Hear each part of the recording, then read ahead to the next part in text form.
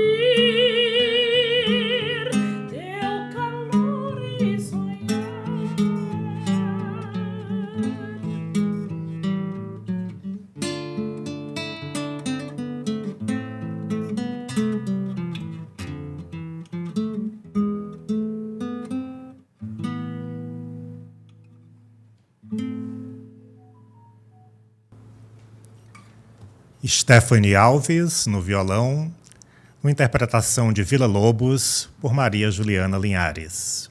Juliana, seja muito bem-vinda ao Pode Vir, é uma satisfação enorme te receber aqui, para conversarmos sobre música de concerto. E já abrimos o nosso episódio de hoje escutando a tua belíssima interpretação. Fala para a gente sobre essa interpretação de Villa-Lobos. Em que contexto ela se localiza no cancioneiro brasileiro, né? Então, Cavalcante, é um prazer estar aqui no podcast, né? E essa música se chama Melodia Sentimental. Ela é uma das canções para voz, né, para soprano, que estão dentro de uma sinfonia chamada Floresta do Amazonas, né, uma obra sinfônica do Villa-Lobos, onde ele tenta trazer os climas da floresta, isso na ideia dele, né, do que ele entendia nos mitos da cabeça dele, também com alguma visita que ele fez na região, né, quando ele era jovem. E aí misturou a realidade com o imaginário. E dali, desse mundo sonoro que passou a habitar a cabeça dele, ele criou o Floresta do Amazonas, que é uma obra para orquestra, cantora e coral. Aí tem um coro masculino que tenta mimetizar os cantos indígenas, né, dos rituais indígenas. E tem a orquestra fazendo músicas que têm um caráter melódico, mas que são perpassadas por sons que imitam sons da natureza e assim, interpretações deles sobre o que é o som da natureza.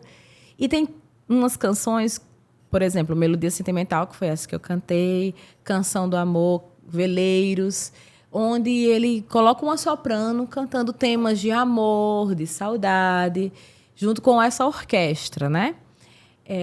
Sendo que as partes que a soprano canta você sente muito a inspiração, assim, principalmente dos baixos, que parece um pouco a ideia do violão de 7 cordas. Então você começa a lembrar de chorinho, embora a soprano cante com a verticalização vocal, então você vai lembrando alguma coisa de choro.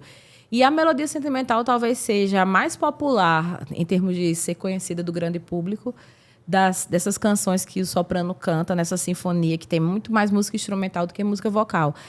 E então, muita gente fez muitos arranjos, revisitou esse pedacinho, né? Essa canção de câmara brasileira que está na Floresta do Amazonas, de Villa-Lobos.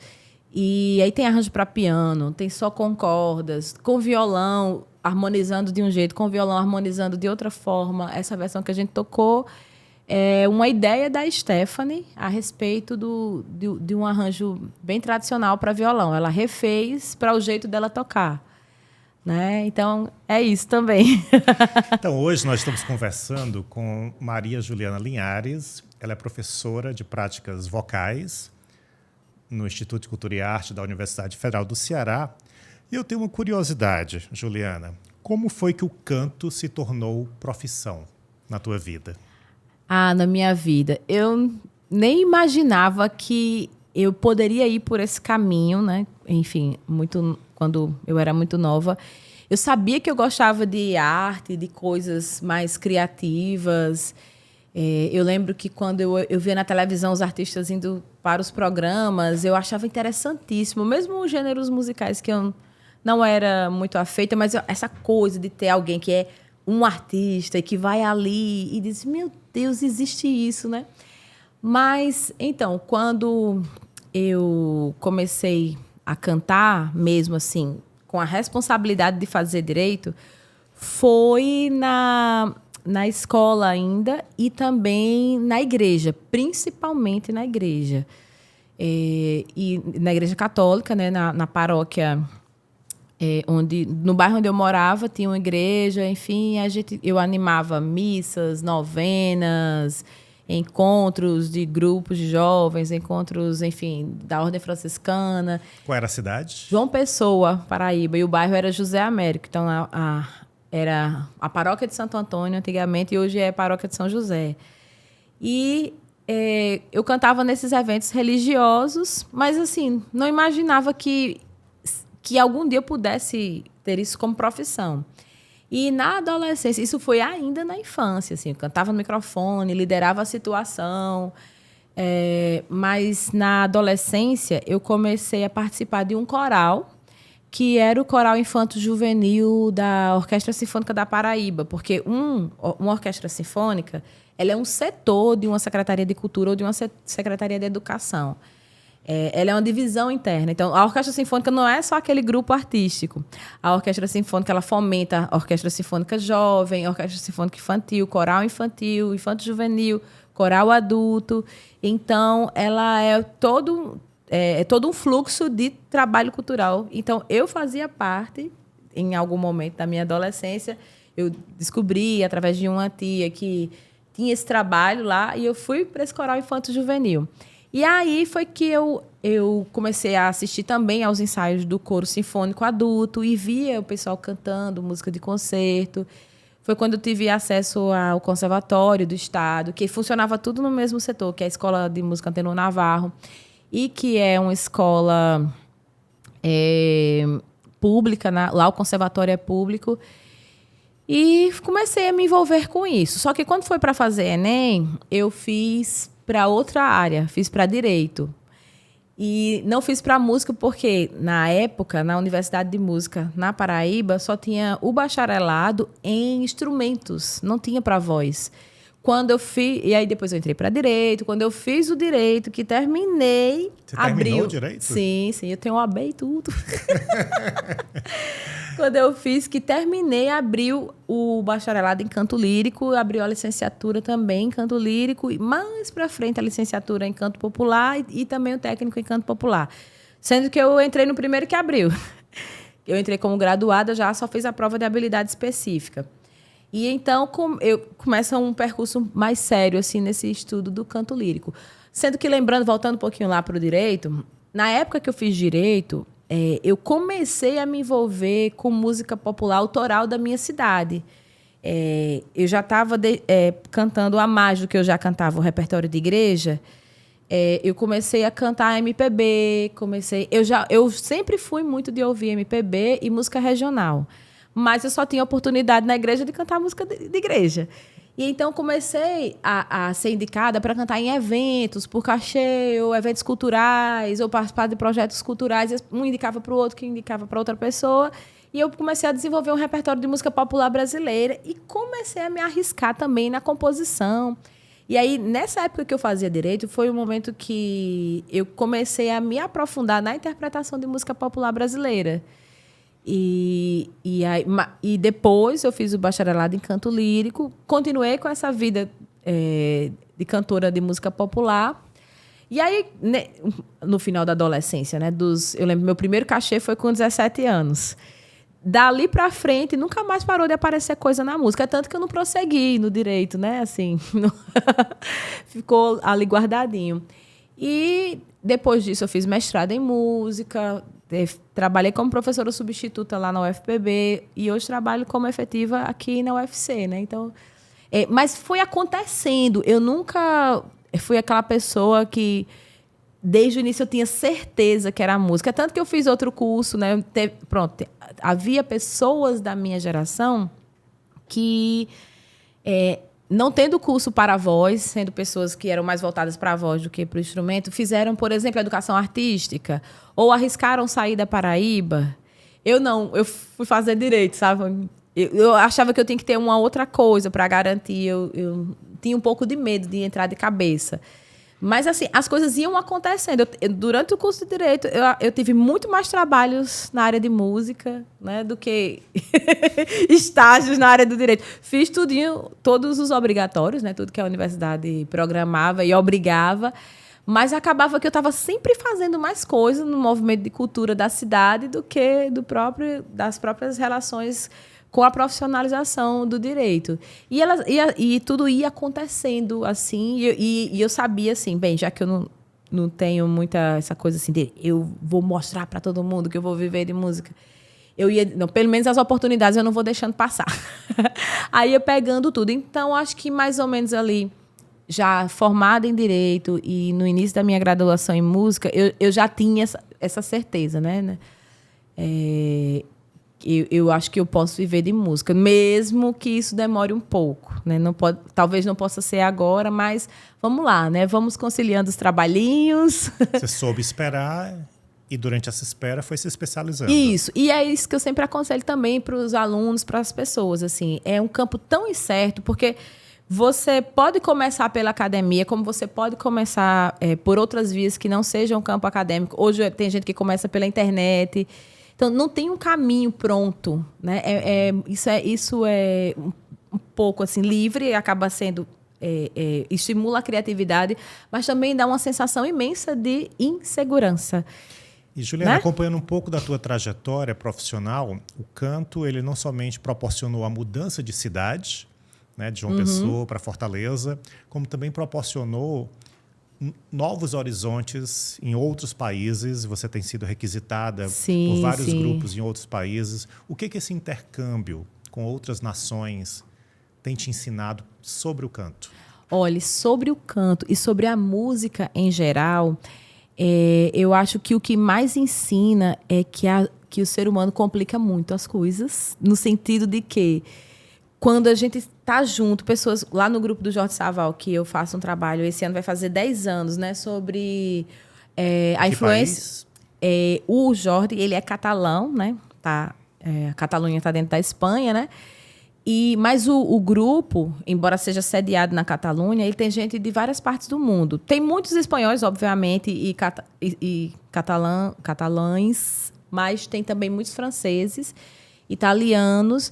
E nesse projeto que eu faço parte, que ele fala sobre o barroco latino-americano, pelo viés da influência da diáspora africana, como os povos da diáspora africana influenciaram nesse barroco da gente da América Latina, como essa musicalidade nossa tem influência desse povo negro.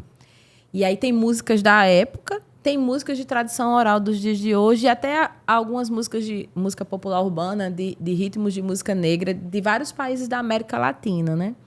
Então, a primeira vez que eu fui foi em 2015, e esse ano, em junho, esse mês, né?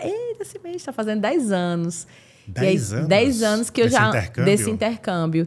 E já gravamos DVD. Teve uma indicação em 2018 desse DVD como melhor compilação de música clássica para o Grammy, mas só foi indicado, não ganhou, mas enfim, tá lá, né? E aí o que eu quis dizer que um ser humano complica muito. Por quê? Tem gente da África, tem gente de vários países da América Latina, de África, de países diferentes, não de todos, né? Porque é um universo, né? A África. Gente de vários países da Europa, idades bem diferentes, gente mais nova do que eu, mais ou menos da minha idade, e muita gente muito mais velha e com culturas musicais completamente diferentes. Uns que são mais voltados para a música de concerto, outros que antes do trabalho com o Jorge só tinham trabalhado com música popular, gente que, como eu, fazia um pouco das duas coisas. E aí, quando a gente está ensaiando, quando a gente está combinando as coisas de música, quando a gente está fazendo o palco mesmo na hora da apresentação, valendo, não tem idioma, não tem barreira, sabe? Às vezes, num olhar, a gente se entende, num gesto. E começa a pairar uma coisa muito interessante de que... lá ali você pensa, nossa, eu acho que a humanidade tem jeito. E a música é um exemplo. E a música é um exemplo. Então, assim... Todos os outros problemas que existem, e às vezes ocorre um outro probleminha, alguma coisa de convivência, mas assim, bem pouquinho, um pessoal muito bacana.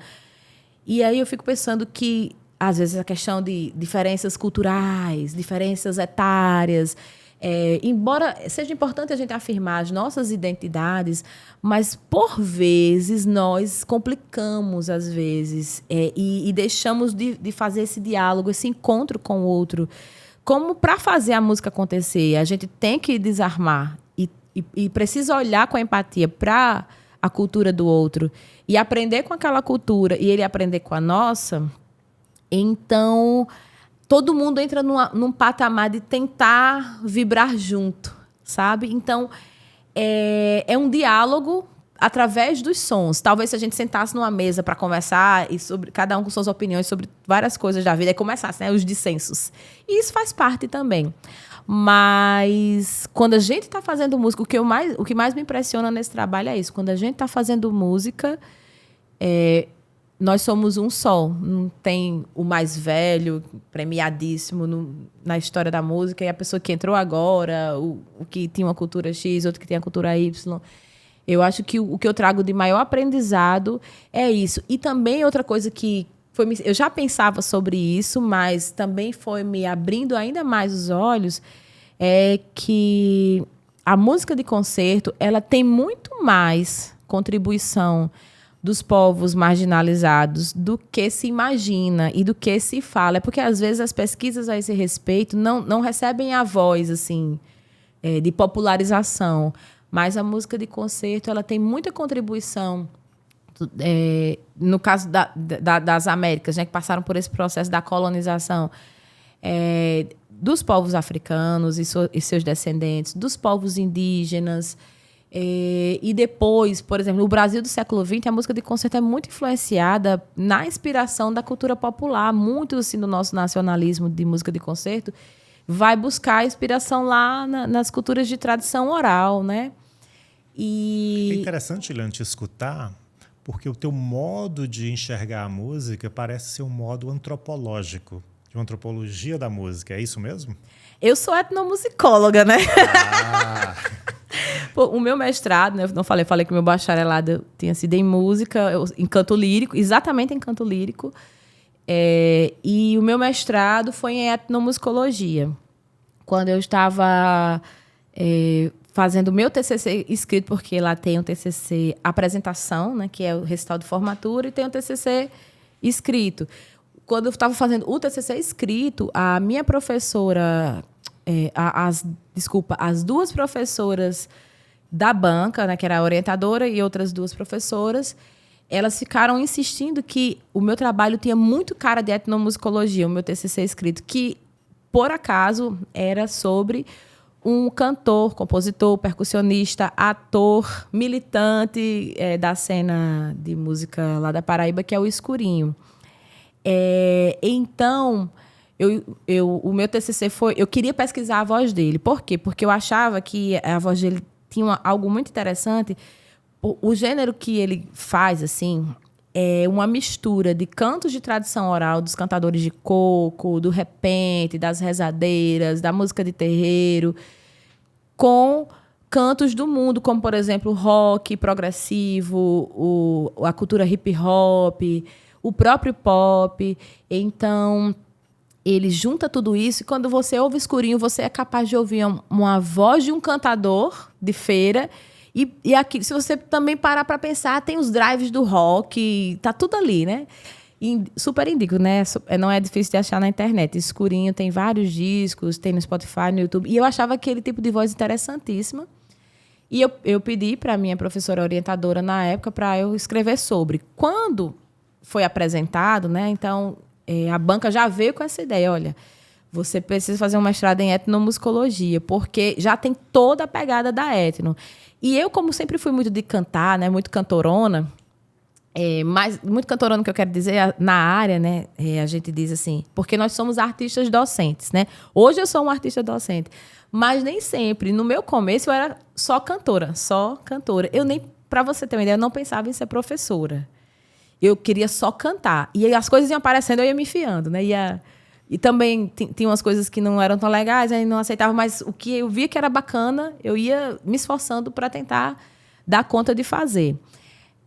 E foi depois, na universidade, um professor que me indicou o primeiro aluno, que era um ator que precisava se preparar para cantar a peça, o monólogo que ele iria encenar, o André Moraes. E o nome do monólogo era Bruta Flor. Tinha canto, tinha música, aí vinha a parte encenada, mais música, e ele nunca tinha cantado na vida, assim, no palco, na frente das pessoas, e não tinha experiência com música. Aí o meu professor de harmonia na época, o L.R. Moura, ele achava que ele já tinha trabalhado muito com ele, que ele é compositor também, já tinha cantado com ele em coral, em grupo de câmara, enfim, gravado trilha sonora de teatro, de filme, de tudo. Ele achava que eu poderia ensinar alguma coisa para ele da minha prática, desse meio termo do popular com o lírico. E eu nunca tinha dado aula assim, planejando, olhando o caso da pessoa e vendo o que é que eu poderia contribuir. Na igreja, quando eu cantava na igreja, sempre o povo me solicitava assim, para conduzir um aquecimento rapidinho. Às vezes, Juliana, hoje eu estou dodói, me diz um exercício para eu fazer. Aí eu dizia, a pessoa fazia assim, não era uma coisa sistematizada. Aí... Então, voltando à coisa do artista docente, né? A gente tem essa coisa de ser professor e artista ao mesmo tempo. No caso, ali no final do meu bacharelado em música, eu só pensava... Eu já dava aula, mas eu só pensava que eu ia continuar estudando performance, que era a minha grande paixão, meu grande foco, né? Canto popular e canto lírico. E neste TCC, eu talvez até duvidasse um pouquinho, né, de que esse meu trabalho tivesse essa veia meio antropológica. Mas aí no TCC, com aquelas duas pesquisadoras incríveis, né, Alice Lume, Luciane Caetano, minha orientadora era a Daniela Gramani, dizendo que era um trabalho que tinha a pegada de étno. Elas validaram. Aí eu disse, menino, pois não é. Aí, na próxima seleção que teve para mestrado, eu já me inscrevi. Mesmo sem ter ainda concluído a graduação, ainda faltavam algumas disciplinas. E eu comecei a cursar o mestrado com aquela declaração que você é concluinte, né? E ainda terminei mais 2 disciplinas, já tendo 2 meses de mestrado andando, né? Aí colei grau, eu e outra amiga minha, que é percussionista, vivemos essa mesma experiência.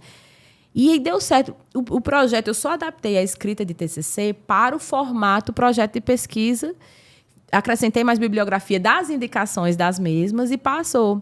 Então, estava ali essa coisa da curiosidade e, principalmente, o estudo da música como expressão da sociedade, né? A música através do seu contexto, muito mais a música pela música. Mas eu gostava tanto de cantar, eu só vivia cantando. Eu dava aula, assim, mas não era tanto, não tinha tantos alunos. Por exemplo, nessa época, eu nunca tinha tido uma experiência de aula na educação básica, que é algo que firma muito o lado professor da gente que é artista. E aí eu comecei a acreditar nesse negócio. E aí, durante o mestrado, teve a oportunidade do concurso para professor substituto, que foi onde... E foi numa licenciatura, né? E ali eu acabei realmente aprofundando mais e mais esses conhecimentos. Juliana, a gente pede sempre ao nosso convidado, à nossa convidada, que traga algumas sugestões de leitura para vocês que estão nos acompanhando. Eu vi que você trouxe algumas. Então, fala para a gente aí o que você está sugerindo. Tá bom. Vamos lá. Primeiro, esse livro aqui, Educação, Pedagogia... Opa, mostra para cá, por favor.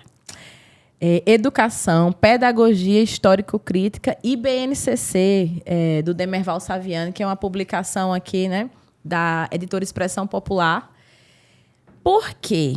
Porque eu tenho me debruçado muito recentemente sobre a obra do Saviani, porque eu encontro no Saviani algum eco para as minhas inquietações sobre educação.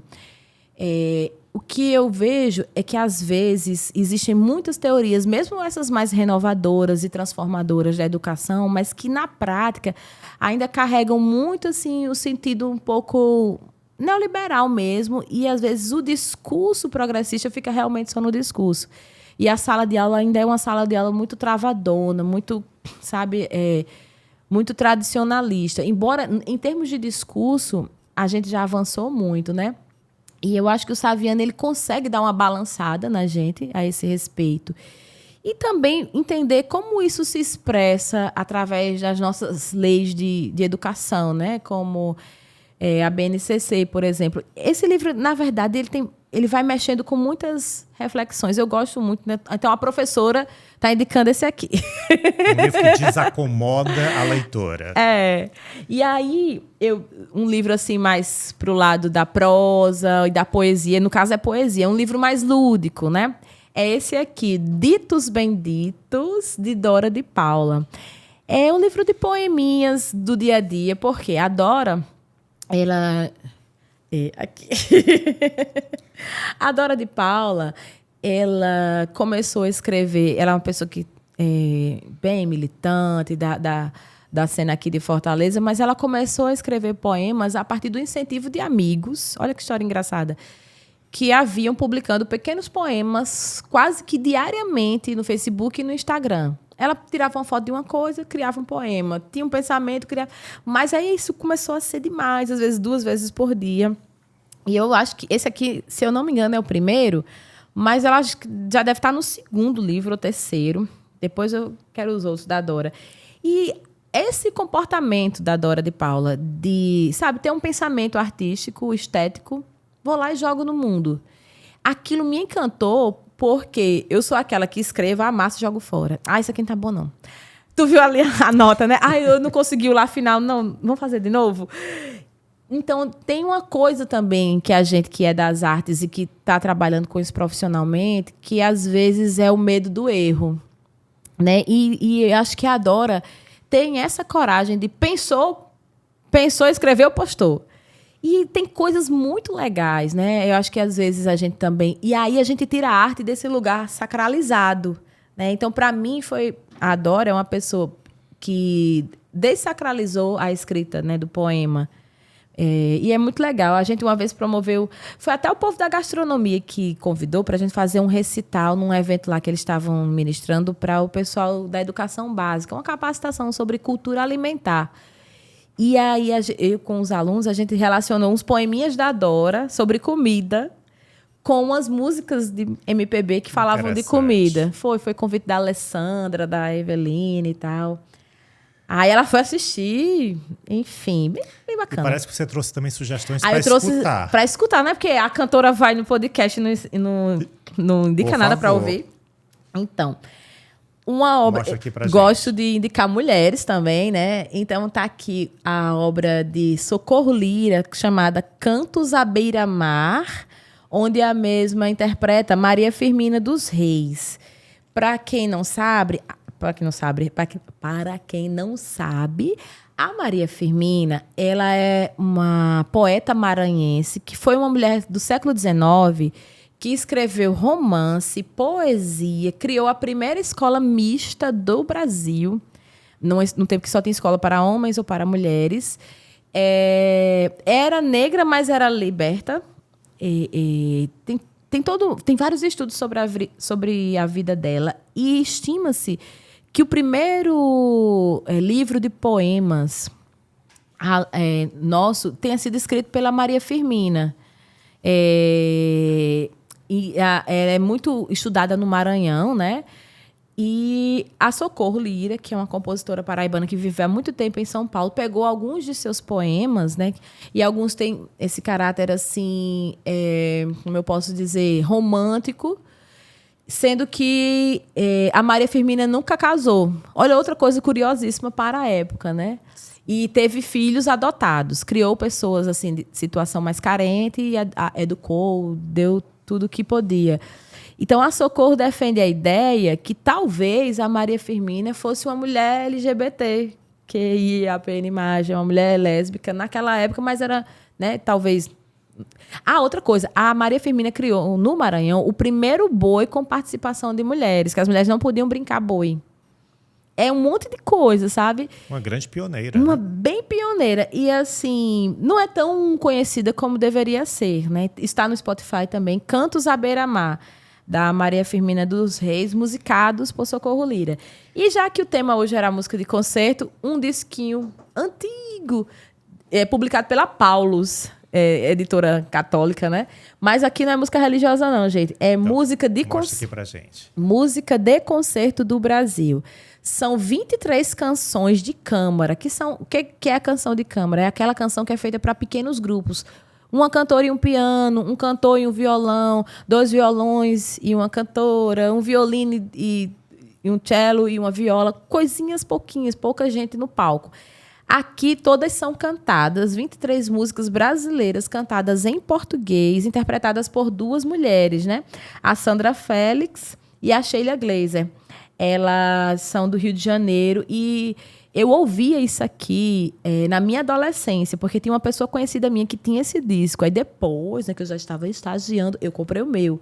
Aí, tá certo? Então, indicação de música de câmara também, de vários autores. Tem autor cearense, tem Alberto Nepomuceno aqui no meio, né? São canções que originalmente foram escritas para canto e piano, e são todas cantadas nesse formato de canto lírico. Hoje em dia já tem isso aqui no YouTube, tudo, né? Enfim, já está tudo nas redes, já está tudo aí para vocês. Juliana, acho que você vai precisar voltar aqui em um outro episódio para a gente continuar essa belíssima conversa. Podemos continuar, venho com o maior prazer. Infelizmente, chegamos ao final deste episódio. Eu quero te agradecer por ter reservado esse tempo para estar aqui com a gente. E nos apresentando, dando esse gostinho do que é a música de concerto. Muito obrigado. Tá bom. E você acompanhou mais um episódio do Pode Vir, o podcast da Vida Acontecendo, e 2 vezes por mês nós conversamos aqui sobre arte, literatura e saberes diversos. Quero saber a tua opinião e a tua sugestão. Escreve para mim no @podevir o podcast.